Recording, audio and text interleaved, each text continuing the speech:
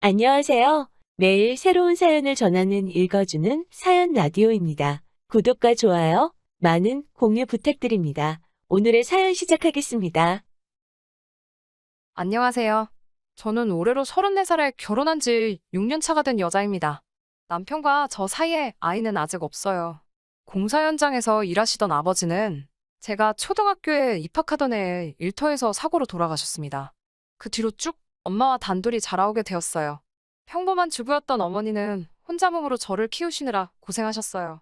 그냥 평범한 아이였던 저에게 어떤 기대를 하셨던 건지 고향의 제 취자리를 알아놓으셨다는 할아버지의 말에도 엄마는 저의 교육을 이유로 시골로 돌아가지 않으셨습니다. 그 고집 때문에 엄마는 다른 친척분들과도 연을 끊고 살아가시게 되었어요.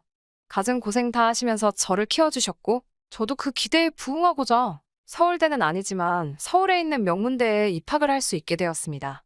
그때까지도 나아지지 않던 가정 형편 때문에 대학교 입학을 포기하고 저도 취직 전선에 뛰어들고 싶었었지만, 엄마는 제가 좋은 대학을 졸업하면 더 좋은 기회를 가질 수 있다고 하시며 제가 회사에 취직할 때까지 저를 도와주셨어요. 유난스러운 부분이 있었지만 반대로 생각하면 정말 저만을 위해 살아오셨다고 해도 과언이 아닐 정도로 저와 관련된 일이라면 모든 일에 엄마는 발벗고 나서주셨고 저에 대한 기대를 저버리지 않았습니다. 그런 친정엄마와 저는 정말 애틋하게 지냈습니다. 정말로 남들보다 뛰어난 것 하나 없는 저였기 때문에 대학교를 졸업하고 평범한 회사에 취직하게 되었지만 취직이 결정된 그날에 엄마와 서로 부둥켜 안고 하루 종일 울었습니다. 그렇게 저를 아껴주시던 어머니를 2년 전에 잃고 말았습니다. 엄마를 잃은 충격보다 그로 인해 벌어진 어이없는 사건에 대해서 한번 이야기를 해보려고 합니다. 남편은 제가 회사를 다닐 때 만나게 되었습니다.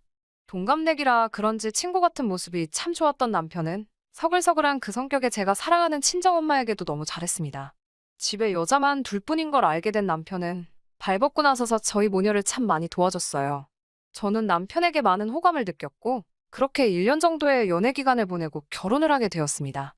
저희 집이 사정이 좋은 편은 아니었지만 그렇다고 남편의 집과 비교했을 때 엄청나게 큰 차이가 나는 정도는 아니었습니다. 남편이 모아둔 돈과 시댁에서 돈을 어느 정도 해주셔서 대출을 끼고 서울에 집을 구해서 신혼생활을 시작하게 되었습니다. 저도 시집을 갔으니 더 이상 서울에서 치열하게 살고 싶지 않으시다면서 서울에서 지내시던 전셋집을 빼서 제 혼수와 나머지 결혼 자금을 대주시고 어머니는 혼자서 지방 소도시로 이사를 가셨어요. 친정엄마와 멀리 떨어지게 된 건 제 인생에서 이번이 처음이라 많이 걱정되었지만 엄마는 저 아니었으면 진작에 떠났을 서울이라며 걱정하지 않아도 된다고 당부를 하시더라고요. 결혼 생활은 나쁘지 않았어요. 결혼 이야기가 오고 갈 때쯤 남편이 저에게 해줘야 할 말이 있다면서 경고하듯이 해준 이야기가 있습니다. 자기네 집이 종교는 따로 없지만 할머니 때부터 조상님을 모셔왔기 때문에 제사가 다른 집에 비해서도 엄청 많은 편이라고요. 시댁에서 제사 도와주는 걸로 문제가 많다는 사실이야 이미 익히 알고 있었기 때문에 걱정은 되었지만 남편이 저를 안심시켜주더라고요. 종갓집같이 제사에 목매다는 그런 건 아니고 말 그대로 대대로 벼슬 하신 조상님들한테 간단하게 상만 올리는 거니 크게 걱정할 필요 없다고 말이죠. 자기도 제사를 왜 이렇게 지내나 싶고 자기뿐만 아니라 다른 가족들도 지긋지긋해해서 할머니가 살아계실 동안까지만 하기로 했다고. 남편 위로 형님이 한 분 계셨는데 자기가 장손도 아니고 형수님 하는 거 보니까 과일 깎는 거 정도만 도와주고 아무것도 하지 않는다고. 거기에 더불어 자기가 잘 이야기해서 제사 때마다 참석 안 할 수 있도록 한다고 약속을 했습니다.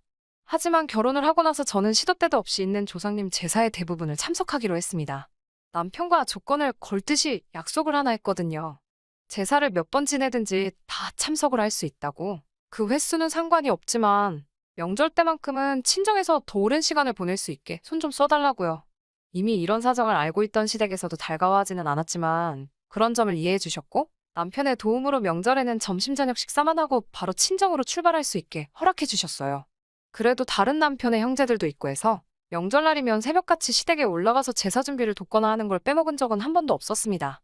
그리고 결혼한 지 3년 차가 되던 해에 시할머니께서 돌아가시게 되면서 조상님께 매번 제사 드리는 걸 달가워하지 않던 시댁에서도 제사를 줄이기 시작해서 오히려 명절 때도 따로 제사를 안 올리게 되었습니다.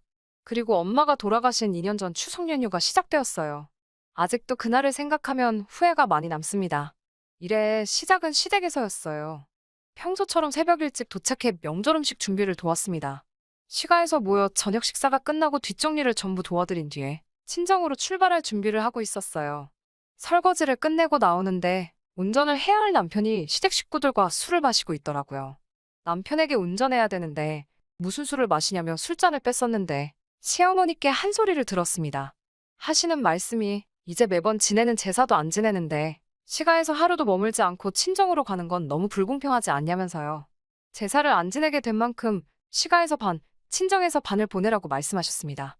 저희 어머니가 저를 보고 싶어 하는 만큼 시어머니도 그동안 아들이 보고 싶었으니 이해해달라고요. 차라리 미리 말씀해 주셨으면 좋았겠다는 생각을 했지만 시어머니의 말이 틀린 말은 아니고 충분히 시어머니나 남편의 입장도 이해가 갔기 때문에 다음날 점심 늦지막히까지 시댁에서 더 머물게 되었습니다. 저녁에 엄마하고 통화를 했는데 시간적인 여유가 많이 생기셨으니 제가 좋아하는 음식들로 만나게 준비해 놓을 테니 시댁에서 맛있는 거 너무 많이 먹고 오지 말라며 저를 달래주시더라고요. 다음날 이제 출발한다고 엄마한테 전화를 하는데 전화를 받지 않으셨어요. 전날에 도착하기로 1시간대쯤이면 충분히 도착할 것 같아서 엄마는 음식 준비하신다고 정신이 없으신가 싶어 별 다른 생각 없이 출발하게 되었습니다. 친정에 도착해서 아무리 현관문에서 엄마를 불러도 아무 대답이 없으셨어요. 느낌이 쎄서 부랴부랴 문을 따고 안에 들어갔는데 부엌에는 제가 좋아하는 음식들이 준비되어 있었고 엄마는 그 옆에서 바닥에 쓰러지신 채로 의식이 없었습니다. 뇌졸중이었습니다. 골든타임을 놓친 어머니는 그날 뇌사 판정을 받으셨고 2주 뒤에 병원에서 돌아가시게 되었습니다. 일이 아무것도 손에 잡히지 않았습니다. 그날 남편을 데리고 나와 하루를 머물지 않고 바로 출발했다면, 아니, 제가 운전면허 따는 걸 미루지 않고 그날 저 혼자서라도 출발했었다면 엄마가 그렇게 된 게 전부 제 탓만 같고 저 때문에 이 사단이 난 것 같아 견뎌내기가 너무 힘들었어요. 부모 일은 자식이 저 하나만은 아니잖아요. 결국 어느 정도 시간이 지나고 이겨낼 수 있었지만 그래도 그 무거운 마음만큼은 떨쳐버리기 힘들더라고요. 진짜 문제는 엄마가 돌아가신 이후부터였습니다. 2년 전부터 전 세계를 강타한 이 시국을 저희 가족들도 피해갈 수 없었습니다. 자영업을 하던 형님네가 가장 큰 타격을 입게 되었지요. 처음 명절 때 시가에서 온 가족이 모였는데 그 이유를 다른 곳에서 찾더라고요. 예전과 우리 가족이 달라진 게 뭐가 있냐면서 조상님께 드리던 제사를 멈춘 걸 가장 큰 이유로 꼽았습니다. 시할머니가 돌아가시고 제사를 손에 놓자 조상님들이 노해서 후손인 우리들에게 벌을 주는 거라고요. 그때부터 시댁은 조금 과하다는 생각이 들 만큼 조상님 제사에 혈안이 되어 있었어요. 저도 이제 친정에 갈 이유가 없다는 이유로 그만큼 제사 준비 때마다 저를 부르셨고요. 남들보다 더 제사 지내는 걸 이해하지 않아 하던 남편도 불편함을 호소하는 저를 보고도 이때만큼은 아무 소리를 내주지 않았고 오히려 우리 잘 되라고 하는 일이니까 제가 불만만 갖지 말고 더 신경 좀 써주면 좋겠다는 식으로 이야기하더라고요. 남편이 제게 생각해보라고 우리 사이에 아이가 생기지 않는 이유가 자기가 제사에 소홀했기 때문에 조상님들이 벌을 주고 있는 걸 수도 있다고 말하면서 늘 조상님 제사에는 관심 없어 하던 평소와는 다른 모습을 보여줬습니다. 제사 준비는 시할머니가 계시던 시절보다 더 심해졌고 그만큼 음식에도 그때보다 신경을 더 썼기 때문에 제사가 있는 날에는 연락을 받고 새벽바람부터 시가에 도착해서 준비를 했어야 했어요. 하루는 조상님이 정해준 길일이라며 저와 남편이 서로 몸을 깨끗이 하고 새하얀 옷을 입고 제사를 드린 후 그날 밤에 시도를 하면 아이가 들어설 거라는 어디서 말 같지도 않은 걸 듣고 와서는 제사를 지내고 나서 애 만드는 건 1시간이면 되겠냐고 말하고는 온 가족이 집을 비워주더군요. 배려랍시고 온 가족이 밖으로 나갔다지만 남편과 제가 집이 빈 사이에 뭘 했는지 다 알 거 아니에요. 더군다나 우리 집도 아니고 시댁에서 말이에요. 그 와중에도 진지하게 달려드는 남편을 떼어내느라 아주 미치는 줄 알았어요. 하지만 그런 시댁의 어이없는 노력에도 전 세계적으로 악화되어만 가고 있는 이 시국이 조상님께 제사 몇 번 드린다고 끝나는 일은 아니었어요. 자영업을 하면서 타격을 입은 형님네는 거의 회복이 불가능해 보였습니다. 급기야 형님네는 길바닥에 나앉을 정도가 되었고 엎친 데 덮친 격으로 시아버지도 건강이 안 좋아지셨어요. 남편과 저 사이에 아이는 당연히 생기지 않았고 거기에 더불어 남편의 회사에서 인원 감축을 준비 중이라는 소문까지 나돌게 되었죠.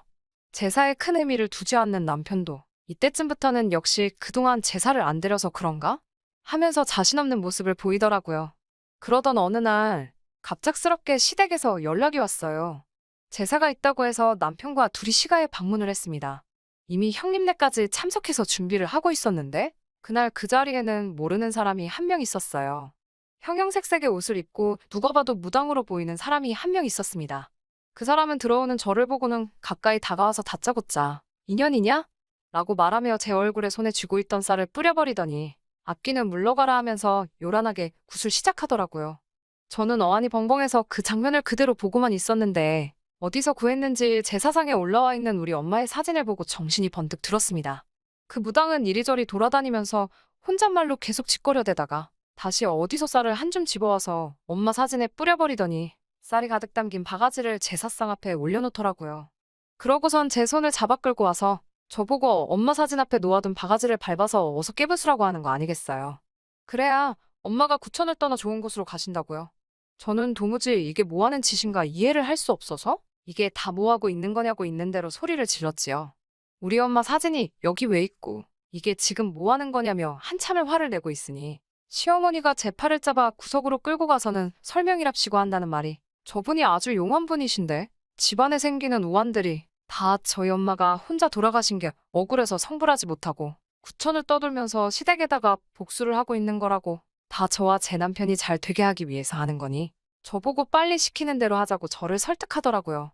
어이없어서 남편을 쳐다봤는데 항상 제 편을 들어줬던 남편도 이게 별다른 의미가 있는 게 아니라 장모님 좋은 곳으로 보내드리려고 하는 거니까 나쁜 쪽으로만 생각하지 말라며 오히려 저를 설득하는 게 아니겠어요? 남편의 그런 모습에 화가 또 나서 넌 이걸 다 알고 있었는데도 나한테 아무 말도 안 한 거냐고 화를 냈더니 고개만 숙이고 아무 대답도 못하고 있더군요.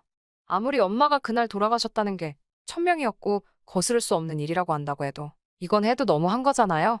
그동안 엄마가 돌아가신 것에 대해서 저는 항상 저의 부족함을 탓했지. 그날따라 하루를 더 머물게 한 시댁의 잘못이라고 생각하거나 그때 왜 그랬냐며 시댁을 탓한 적도 한 번도 없었거든요.